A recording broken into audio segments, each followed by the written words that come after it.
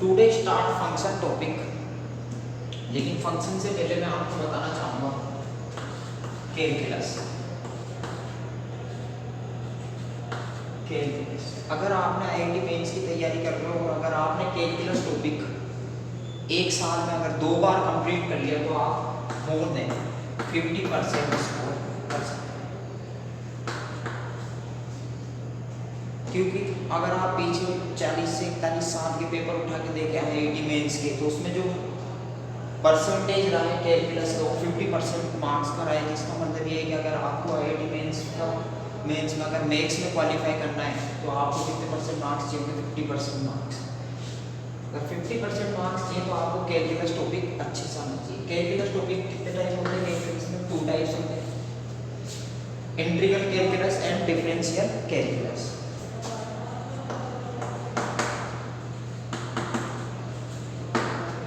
Integral calculus और differential calculus की अपन बात करें तो इंटीग्रल कैलकुलस में आपने देखा होगा इंटीग्रल कैलकुलस कहाँ पे यूज करते हैं? जहाँ पर अपन को एरिया फाइंड आउट करना है, वॉल्यूम, एरिया एंड वॉल्यूम अपन को फाइंड आउट करना है तो अपन क्या करेंगे? उसका इंटीग्रेशन करेंगे। इसका साइन क्या होता है? अगर किसी चीज का अपन को स्लोप निकालना है, जैसे कि अपन को टेंजेंट का स्लोप निकालना है,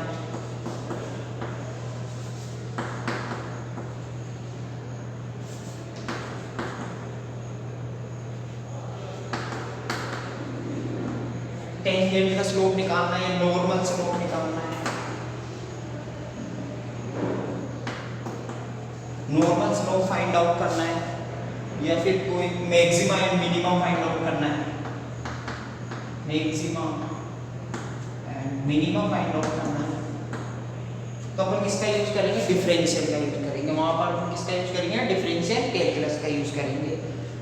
आईआईटी मेंस के लिए जो मेन पार्ट है वो कैलकुलस है। वो कैलकुलस इसलिए कि अगर आप आईआईटी मेंस की तैयारी करते हो और आपका सिलेक्शन होता है आईआईटी में, तो आपके बाद उसके बाद आप जाओगे इंजीनियरिंग कॉलेज में, और इंजीनियरिंग कॉलेज में जाओगे तो इंजीनियरिंग कॉलेज में जो मैथमेटिक्स आप पढ़ोगे या और भी इंजीनियरिंग सब्जेक्ट पढ़ोगे तो उसमें जो सबसे ज़्यादा यूज होता है किसका यूज होता है? कैलकुलस का यूज होता है। उसमें कैलकुलस का यूज होता है, ठीक है। लेकिन अपन को कैलकुलस पढ़ने से पहले अपन को क्या आना चाहिए? फंक्शन। क्यों? क्योंकि कैलकुलस की जो डेफिनेशन है वो न्यूटन ने क्या बताई थी? न्यूटन ने डेफिनेशन दी थी कैलकुलस की। कैलकुलस की जो डेफिनेशन थी वो न्यूटन ने दी थी। कैलकुलस इज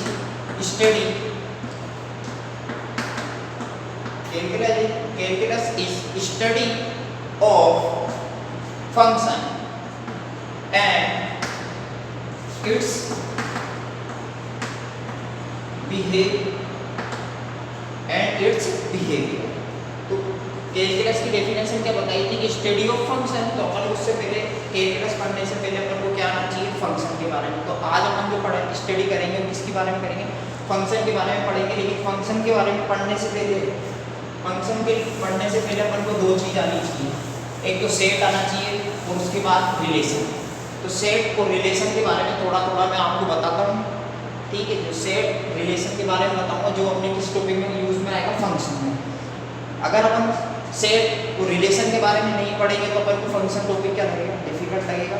इसलिए मैं सबसे पहले आपको क्या पढ़ाऊंगा? फर्स्ट टॉपिक सेट पढ़ाऊंगा, सेकंड टॉपिक रिलेशन पढ़ाऊंगा। इसका जो पार्ट है जो अपने किस में यूज आएगा? फंक्शन में, वो मैं आपको अभी कंप्लीट कर दूँ, ठीक है। तो सेट क्या होता है अपना? सेट क्या होता है? Any collection of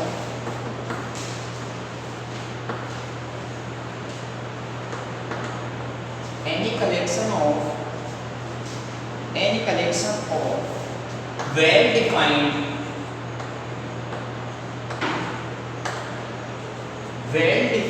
object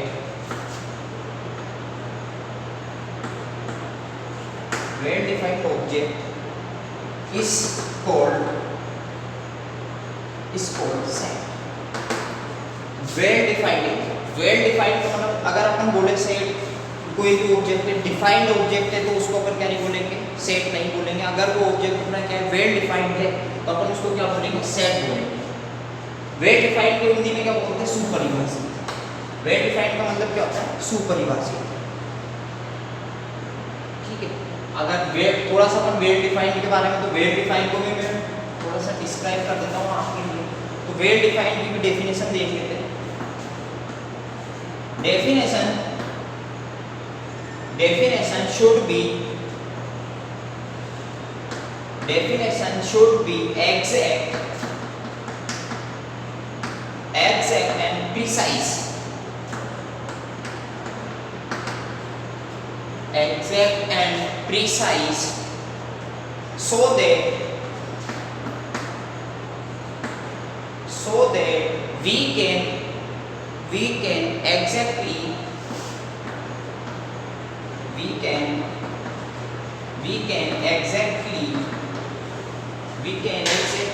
tell whether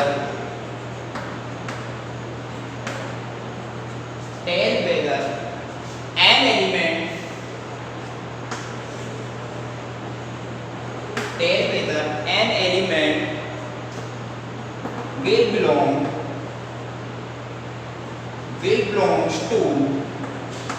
belongs to set or not.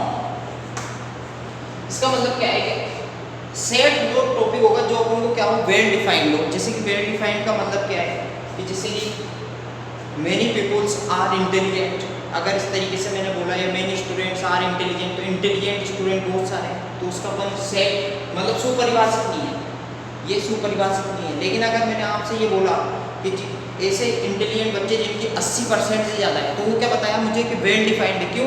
क्योंकि अपन उनकी मार्कशीट देख के पता लगा सकते हैं सब बच्चों की, जितने मतलब क्लासरूम में 80 स्टूडेंट है तो 80 स्टूडेंट की अगर मार्कशीट देखूंगा तो मार्कशीट देख के मुझे पता लग जाएगा कि इस 80 स्टूडेंट में से 40 स्टूडेंट ऐसे हैं जिनकी 80% है, तो वो क्या होगा अपने लिए सेट हो जाएगा, क्योंकि वो क्या है, वेल डिफाइंड है। अगर एक और एग्जाम्पल लेते हैं अपन, कलेक्शन ऑफ 10%। अब कलेक्शन ऑफ 10% भी वेल डिफाइंड नहीं, क्योंकि मैं आपसे लंबा हूँ या आप मुझसे लंबे हो या और अदर पर्सन है वो भी किसी से लंबे या छोटे हैं, तो वेल डिफाइंड नहीं है। लेकिन अगर मैं इसी चीज़ को चेंज करके आपको बोलता हूँ कि कलेक्शन ऑफ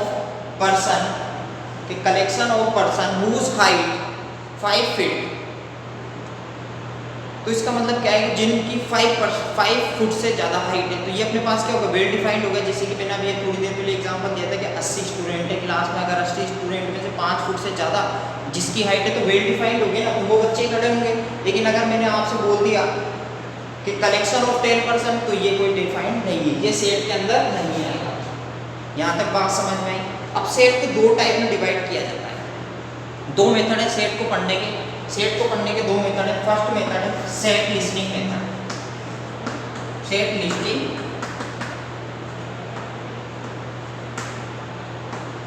लिस्टिंग मेथड, और सेकंड मेथड है अपना set builder method. Set listing method और सेकंड मेथड है अपना सेट बिल्डर मेथड। अगर मैं सेट लिस्टिंग मेथड की बात करता हूँ तो अपन जानते हैं सेट को हमेशा कैपिटल लेटर से डिनोट करते हैं। मैंने क्या लिया, capital letter. Set listing method का मतलब है जैसे कि अपन मैंने यहाँ पर कर्ली ब्रैकेट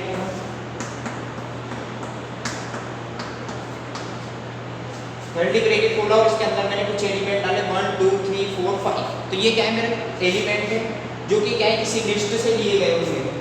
सो सेट लिस्टिंग मेथड से मैंने क्या बताया आपको कि ये कोई, तो ये तो क्या हो गया सेट लिस्टिंग। अगर सेट बिल्डर मेथड क्या कहता है कि आप इस तरीके की कोई प्रॉपर्टी बनाओ, जैसे कि मैं आपको इसी एग्जांपल को लिख के दिखाऊंगा किसमें, सेट बिल्डर मेथड। तो अपन क्या बनाएंगे, इसको प्रॉपर्टी की तरीके से यूज में लेंगे। जैसे कि मैंने लिया कोई ए ले लिया, ठीक है, एक क्योंकि सेट है, सेट में एक ए से कैपिटल ए से डिनोट करेंगे। कर्ली ब्रैकेट बोला तो x, इस लाइन को बोलते हैं अपन is such that, x is such that. तो x क्या है, अपना नेचुरल नंबर है। x क्या है, एलिमेंट ऑफ नेचुरल नंबर ले लिया मैंने। और मैंने क्या बता दिया, x क्या है, लेस देन x से 6 से, तो लेस देन 6 से अगर मैंने इस तरीके से लिखा तो इसका मतलब भी तो यही होगा कि x क्या है, नेचुरल नंबर है और 6 से छोटा है, तो कौन सा बन जाएगा, एलिमेंट। ये एलिमेंट बन जाएगा 1 2 3 4 5। ठीक है, तो इसमें क्या है, थोड़ा सा अपन को प्रॉपर्टी के बारे में सोचना पड़ता है, मतलब इस तरीके से लिखो कि सामने वाले को सोचना, बात समझ में आई ना। तो ये थोड़ी सी मैंने आपको बेसिक नॉलेज दी किसकी, सेट की। टॉपिक तो बहुत बड़ा है सेट, लेकिन मुझे पढ़ाना क्या है, फंक्शन। तो फंक्शन पढ़ाने के लिए मेरे सेट का बस इतना सा यूज है, तो मैंने आपको इतना बता दिया। इसके बाद अपन पढ़ेंगे रिलेशन। तो रिलेशन के लिए पढ़ेंगे अपन, तो रिलेशन देखते हैं।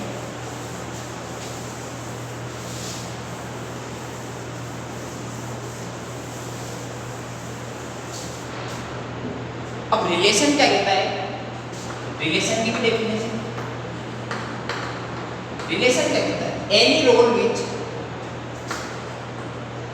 Any role,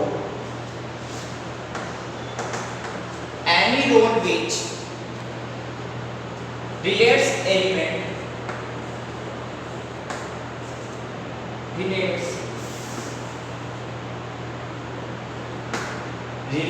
elements of relates element of one set to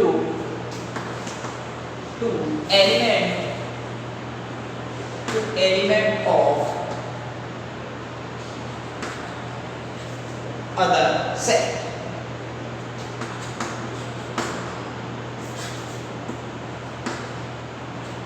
other set is called relation, मतलब एनी रूल, ठीक है, केस कोई भी रूल बना सकते हैं, लेकिन उसमें क्या होना चाहिए, अपन को सेट ए को सेट बी से रिलेट करना है। तो रिलेट करने का एक एग्जांपल ले लेते हैं।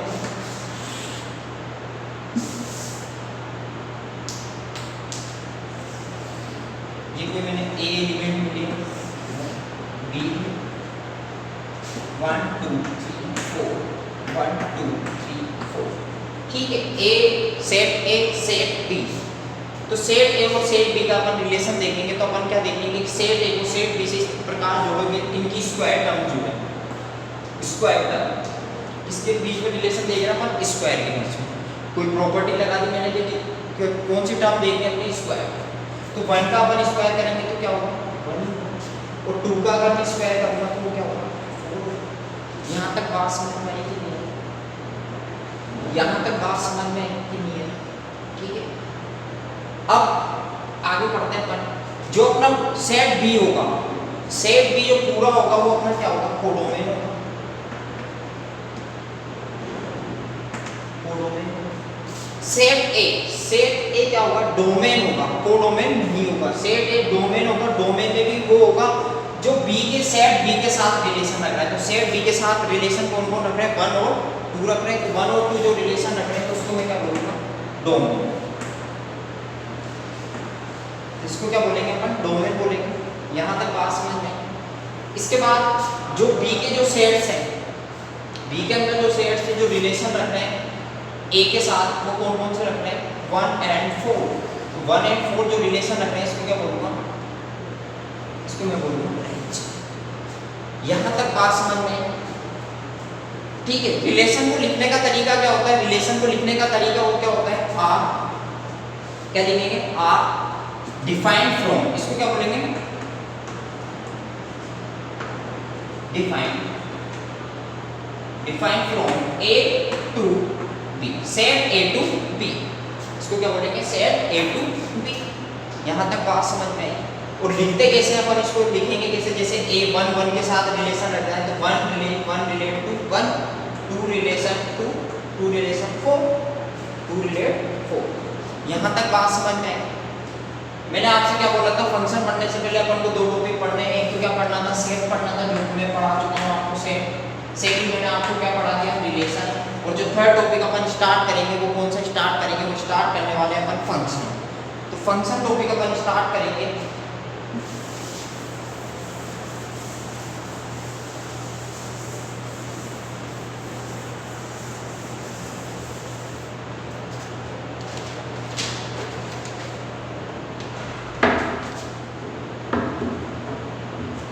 फंक्शन टॉपिक अपन स्टार्ट करते हैं। तो फंक्शन की भी डेफिनेशन देख लेते हैं।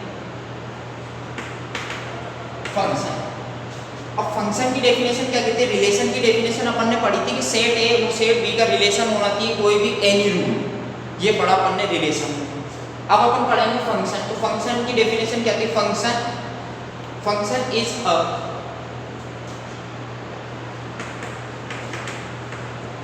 function is a selection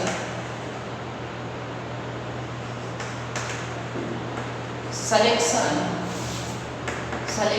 in which every element, function is a selection in every element in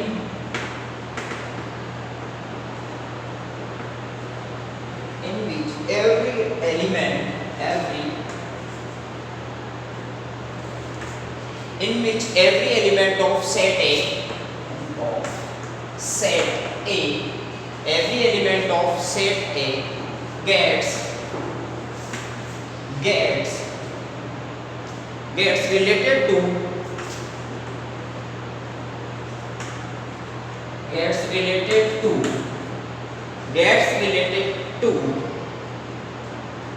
exactly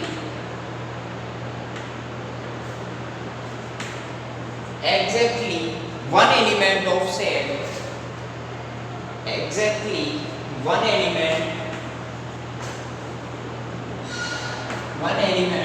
of set A to exactly one element of set A to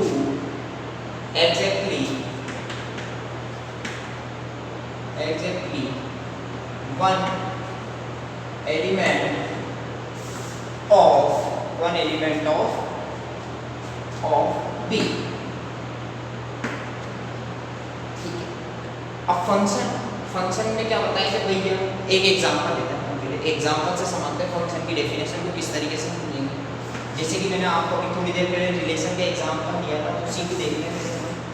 1 2 3 4 1 2 3 4 1 2 3 4 ये set ए हो गया मेरा, ये सेट बी। ठीक है, तो इसका relation अपन ने किसमें देखा था? स्क्वायर में। तो a का स्क्वायर जैसे अपन 1 का स्क्वायर करेंगे तो क्या होगा? 1 होगा, तो इससे रिलेट हो गया। 2 का स्क्वायर करें तो क्या होगा? 4 हो गया। लेकिन अपने फंक्शन की डेफिनेशन क्या कह रही है? फंक्शन की डेफिनेशन क्या कह रही है कि सेट ए के अंदर जितने भी एलिमेंट्स हैं सबका रिलेशन किसके साथ होना चाहिए? बी के साथ होना चाहिए। मतलब सेट ए के जितने भी एलिमेंट्स हैं सबका रिलेशन किसके साथ होना चाहिए? बी के साथ होना चाहिए। यहाँ ये क्या नहीं है, तो ये रिलेशन तो है लेकिन क्या नहीं है? ये फंक्शन नहीं है। तो ये क्या नहीं है? फंक्शन नहीं है। क्या है? रिलेशन तो है लेकिन फंक्शन नहीं है। तो अपन एक और एग्जांपल लेते हैं। फंक्शन किसे बोलेंगे अपन? अब फंक्शन किसे बोलेंगे अपन? फंक्शन बोलेंगे जैसे कि एग्जांपल लिया मैंने 1 2 3, थोड़ा इधर ले लेते हैं, 3 4 एग्जांपल। Example number 1 1 2 3 4 1 1 4 9 16 25। ठीक है, किसमें रिलेशन किसमें निकालना है? प्रॉपर्टी क्या दी हुई है अपन को? स्क्वायर के टर्म में निकालना है कि मतलब ए सेट ए का रिलेशन सेट बी के साथ किसमें होना चाहिए? कि अगर मैं सेट ए का स्क्वायर करूं तो किसमें होना चाहिए? बी में होना चाहिए। अगर मैंने 1 का स्क्वायर करा तो 1 होगा, 2 का स्क्वायर करा तो 4 होगा, 3 का स्क्वायर करा तो 9 होगा, 4 का स्क्वायर करा तो क्या होगा? 16। यहां तक आपको बात समझ में 16 होगा। तो ये क्या है? क्या पढ़ा थी अपन ने? डेफिनेशन क्या पढ़ी थी? डेफिनेशन पढ़ी थी कि फंक्शन मतलब जो भी सेट ए है उसका सबका रिलेशन किसके साथ होना चाहिए? बी के साथ होना चाहिए। तो ए वाले सेट का सबके साथ रिलेशन है। तो ये क्या होगा? फंक्शन होगा। तो फंक्शन को किसे लिखते हैं? Function defined from A set A to set. यहां तक बात समझ में? Function defined from A to B. अब वही चीज यहाँ पर क्या होगा? ये कोडोमेन होगा, क्योंकि अपन ने बी में क्या पढ़ा था? बी पूरा अगर पूरा का पूरा क्या कहलाता है अपना? कोडोमेन कहलाता है। अब इधर क्या पढ़ा था अपन ने कि जो भी एलिमेंट्स बी के साथ रिलेशन रख रहे हैं वो क्या कहलाएंगे अपने? वो कहलाएंगे अपने क्या? डोमेन। लेकिन यहाँ पे सारे के सारे रिलेशन, तो सारे के सारे रख रहे हैं तो सारे भी क्या होंगे? पूरे के पूरे क्या होंगे? डोमेन होंगे। बात समझ में आई यहाँ? और रेंज पढ़ा था अपन ने जो भैया ए जो बी के साथ रिलेशन रख रहा है, ए जो बी के साथ रिलेशन रख रहा है वो किसमें आएगा? रेंज में आएगा। यहाँ तक बात समझ में आई? एक और एग्जांपल लेते हैं। Example number 2। अब एग्जाम्पल नंबर 2 लिया मैंने,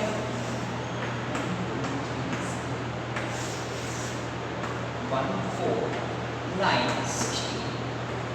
किसमें देखना अपन इसको भी, किसमें देखेंगे, स्क्वायर में। सेट ए सेट बी, ठीक है। रिलेशन किसमें बनाना है, स्क्वायर में। तो स्क्वायर में रिलेशन बनाएंगे तो 1 का स्क्वायर 1 होगा, 2 का स्क्वायर 4 होगा, 3 का स्क्वायर 9 होगा और 4 का स्क्वायर 16 होगा। तो अपन ने यहाँ देखा था कि यहाँ पर एक एलिमेंट छूट गया था, तो एक एलिमेंट छूट गया था, लेकिन यहाँ पर एक भी एलिमेंट छूटा क्या, नहीं छूटा। नहीं छूटा फिर भी ये क्या कहलाएगा, ये डोमेन ही होगा, कोडोमेन। कोडोमेन होगा, ये पूरा पूरा क्या होगा, डोमेन होगा। और ये पूरी ये क्या हो जाएगी, अपनी रेंज हो जाएगी। तो यहां से अपन को एक बात समझ में आई क्या, कि जो डोमेन से इसमें क्या है, डोमेन और रेंज में रिलेशन निकालते हैं तो रेंज क्या होगा, छोटा होगा। रेंज क्या होगा, लेस देन होगा। रेंज क्या होगा, लेस देन होगा किससे, कोडोमेन से। कोडोमेन से क्या होगा, छोटा होगा रेंज। लेकिन यहाँ पर क्या होगा, रेंज किसके बराबर होगा, रेंज इक्वल टू कोडोमेन। यहां तक बात समझ में आई कि नहीं आई आपको, ठीक है। आगे चलते हैं, कुछ और टर्म्स भी हैं, एक और एग्जांपल ले लेते हैं जो अपन का पूरा टॉपिक क्लियर हो जाएगा, ठीक है। एग्जांपल नंबर 3, फिर दोबारा से अपन क्या लेते हैं, कुछ एलिमेंट्स लेते हैं, सेट ए सेट बी।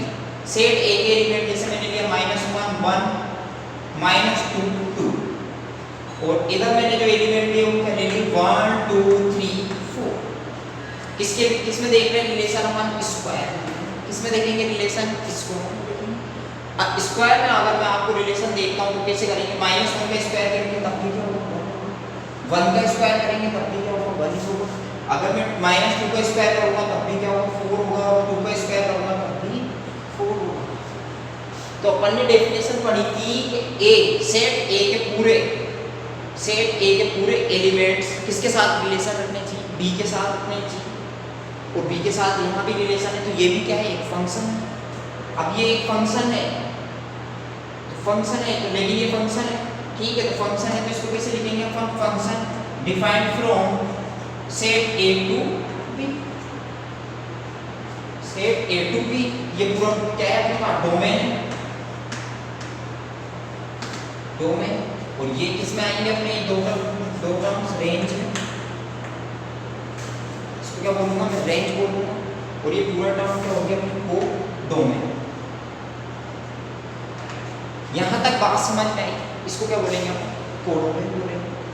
यहां तक बात समझ में आई, ठीक है। अब इन तीनों की अपन एक एक प्रॉपर्टी और देखते हैं। इन तीनों की क्या देखेंगे, एक एक प्रॉपर्टी और देखेंगे। जैसे जिसमें भी कुछ टर्म, जैसे बी सेट बी में कोई टर्म छूट जाती है तो इसको बोलते हैं अपन इनटू फंक्शन। क्या बोलेंगे इसको, इनटू फंक्शन। क्या बोलेंगे इसको, इनटू फंक्शन। और जिसमें सेट ए का रिलेशन सेट बी के पूरे एलिमेंट्स के साथ होगा तो उसको क्या बोलेंगे अपन, ऑन टू फंक्शन। यहां तक बात समझ में आई। इसको बोलेंगे अपन इनटू फंक्शन, इसको बोलेंगे ऑन टू फंक्शन। यहां तक बात समझ में आई। आगे चलते हैं, अब इनके थोड़े सिनोनिम्स देखते हैं। तो ठीक है, यहां से चालू करते हैं अपन। जैसे ऑन टू में क्या है भैया, सारे के सारे एलिमेंट्स आ गए, सारे के सारे आ गए, तो इसको क्या बोलेंगे अपन, सर्जेक्टिव।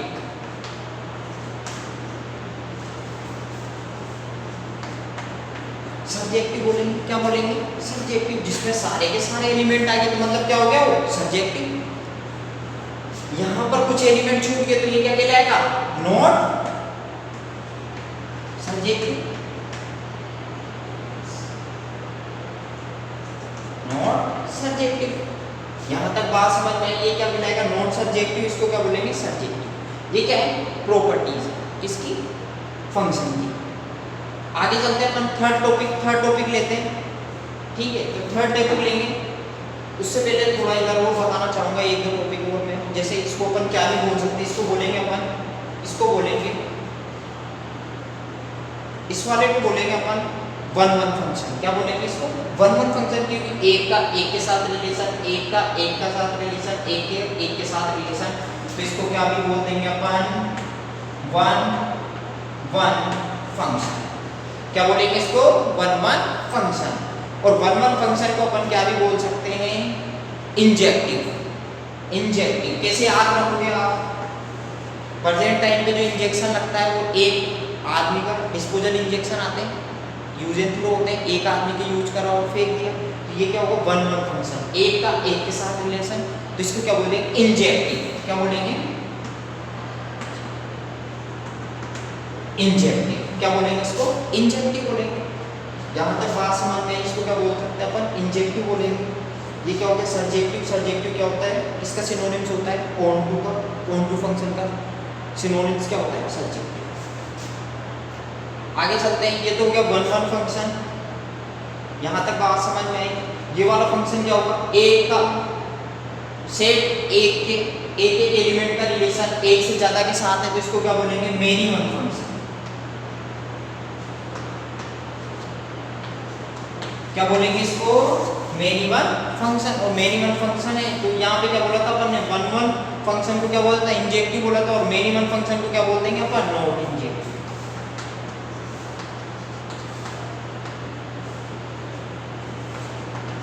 Not injective. यहां तक बात समझ में?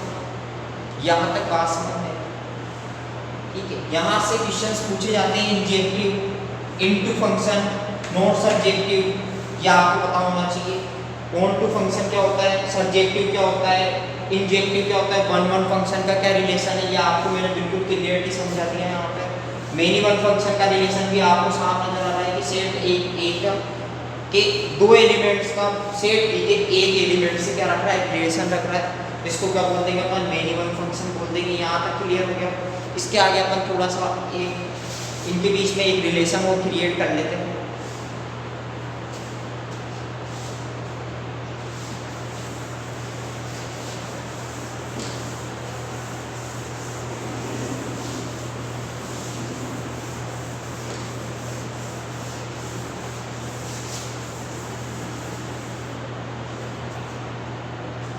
ठीक है।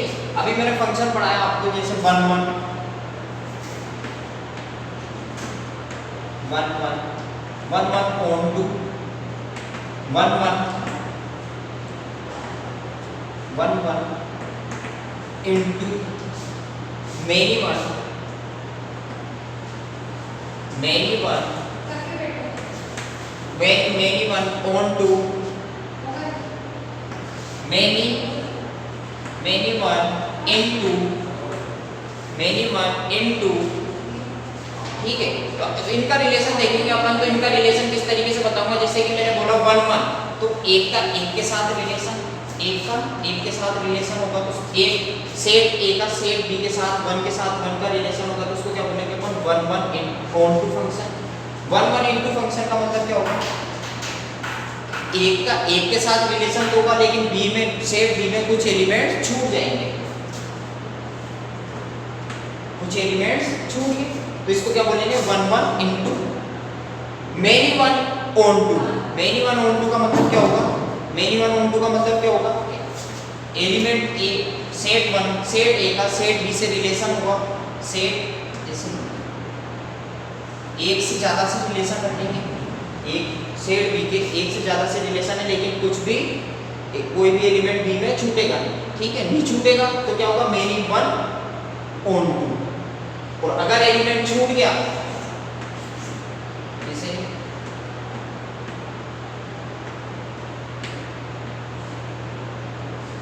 इन दोनों का इसके साथ रिलेशन है, इसका इसके साथ रिलेशन है, लेकिन दो एलिमेंट छूट गए इसके सेट बी के, तो उसको क्या बोलेंगे अपन? Many one into function. Thank you. Next class, next